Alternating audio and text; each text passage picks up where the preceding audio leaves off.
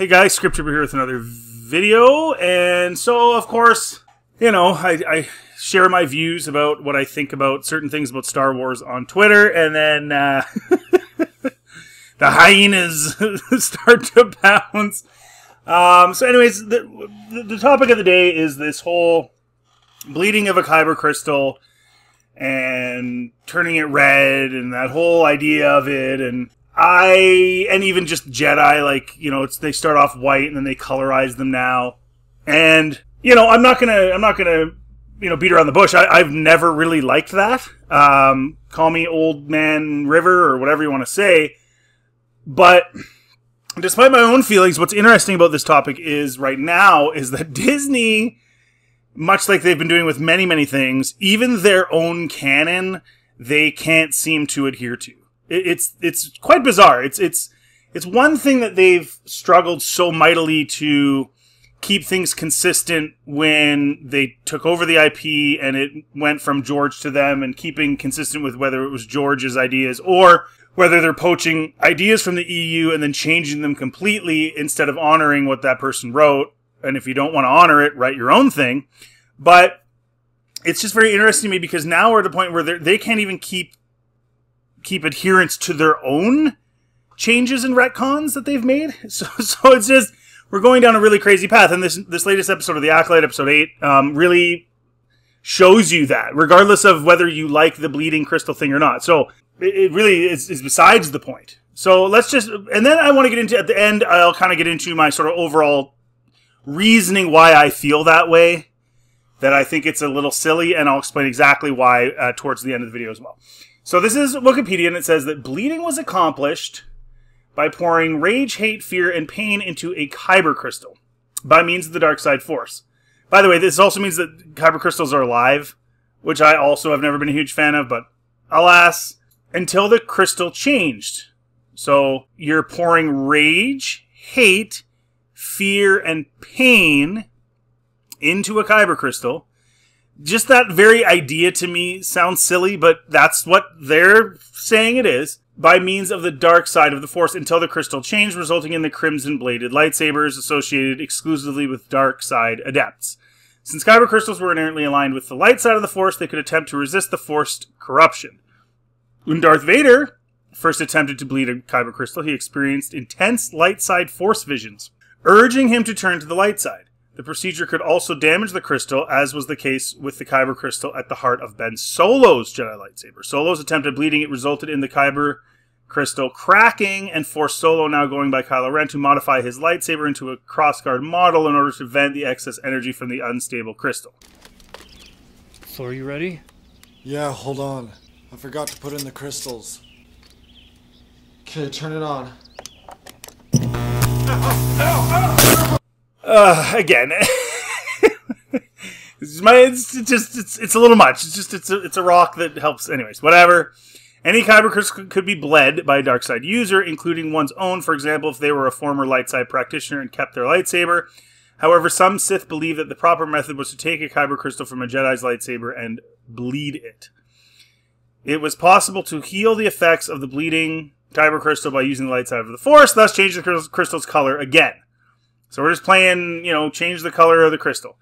So I'm not going to get into the whole article. This is a really long article. But I will say, when looking at this topic, when you think about what it said there about what Vader was doing, and then you look at the Vader comic book, and the extent to which he had to go through, and he had to fight all these, the light side of the force trying to get him back, and it was a long period of time he struggled with it. And, you know, visions of Padme and, you know, the Emperor and Obi-Wan and all these traumatic events and stuff like that he had to deal with to have that happen. And this took place over many hours, maybe even days. I'm not entirely sure. And then same thing with Ben Solo. You know, he had to go through a whole big thing. So this wasn't something that happened instantaneously. This also wasn't something where the crystal itself was still inside of a lightsaber. This is something that was sort of ritualistic and had a whole deep thing. And a lot of people like that. And listen, I would much rather that than what we got in The Acolyte. Okay? So I'm not a fan of this changing lightsaber colors, but at least there's something to it. Dagon Gera, I guess, in Jedi Survivor as well, did something similar. All that to say, this is Disney canon. All this stuff has come out since, I believe, 2015 or 2017, I think the Vader comic was. So this is all their lore that they made up. Prior to this, the dark side users, this is EU stuff, have made synthetic crystals that they thought were superior. For me personally, I just always thought, hey, they pick what color they want. If you're a Sith, you got to go to where the red ones are. I thought it would have been cool, right? Like have some planet that's really dangerous, and it's the only one in the galaxy where you can get red kyber, and have adventures going there and trying to get it. And I thought that's, personally for me at least, that's more interesting than just like fighting with this living crystal and bleeding it and seeing visions. I would have preferred a true, both mental and physical test to go and get that from a very specific place, but that's just me. But again, I would prefer this to what we got in the Acolyte. So then in the so based on the description as we described, you are pouring rage, hate, fear, and pain into a kyber crystal. Now, when you watch the scene from the Acolyte, you don't get that at all. She literally just holds it for a couple seconds. She's grieving Soul, kind of, but in a very blank stare kind of way, which is most of what she does in the show. And this is Osha we're talking about, who was with the Jedi and good for until 5 minutes ago. Literally 5 minutes ago she flipped. And she flipped because Soul wouldn't just tell her what actually happened. So she's, under false pretenses, is blaming him for her mother's death, even though really it was her birth mother that screwed everything up. And her mother in a lot of ways. Regardless, we've been over that. I don't understand how Disney could write these comic books where there's like this huge, elaborate, massive thing to get your kyber crystal to turn red, and then all she literally does is just touches it and stands there. And she doesn't even like have any emotion on her face or anger, or, I mean, you look at those comic panels, like there's clear stuff going on. It just kind of happens. She kind of has that blank look on her face, like, hey, what am I even doing? Like Rey had. Remember when she lifted all those rocks and she's like looking around like, oh, did I do that? How did I do that? Like, it just happens. So there was no ritual. There was no big ordeal. She just touched it and boom, it bled. Like, I'm just puzzled by Disney's thought process here when they are the ones who put out these other comics. So they can't even follow their own canon. It wasn't enough just to touch the crystal. You had to fight with it and go through this whole big thing. And now, but of course, with Osha, she just touches it because they wanted that visual, I guess, of the lightsaber turning red, which is just, it's just so sad that they can't even follow their own canon. Whether I like it or not, they can't even follow that. That's what it's become now. Everything's just so superficial. There's no depth to anything. There was no depth at all in that show. And then the other thing that I mentioned on Twitter that's actually pretty funny too is I got attacked. Oh, well, she's bled her crystal because she was touching it, you know. And there was a couple of issues I had with that. One is, first of all, why is Soul's lightsaber so weak? We've seen lightsabers get tossed multiple times. Lightsabers falling down, hitting things. We've never seen them just break apart like that so easily. And then on top of that, it breaks apart. But of course that had to happen for plot convenience. But on top of that, it breaks apart and there's a piece of it sticking out. So it's like turned, you can see in the photo. And so it's touching sort of the inside of her thumb and forefinger. Sort of the webbing in there. And that's sort of what she was touching to bleed it, I guess. Even though she had no idea what she was doing and did no ritual, blah, blah, blah, blah. She bleeds it. Fine. Whatever. Stupid as that is, happening that quickly, whatever. That's super, super stupid. But it gets even dumber when you consider how complex lightsabers are. You look at the inside of them. They are not a stupid toy. They're not a thing you flick your wrist and then it extends, right? These aren't kids. Like, it's extremely complex when you look at diagrams. And any one of these pieces missing would not allow it to function properly. Then on top of that, the crystal's against her skin, pointing upwards towards her. So even if you had a situation where if she ignited it, it would go straight, it would go both straight forward and straight up into her. So she should have died. Now, if you go by the actual makeup of a lightsaber in its insides, it actually should have exploded. As soon as she ignited it, it should have exploded, killing her.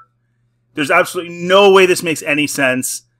They just did it for the visual. There's no way that lightsaber would even work with all of those parts missing. It's missing a whole bunch of stuff. So not only did they not follow their own canon, not only did they not have any emotion with this, not only does she look like she doesn't even know what she's doing, on top of that, the lightsaber should never have been able to ignite properly.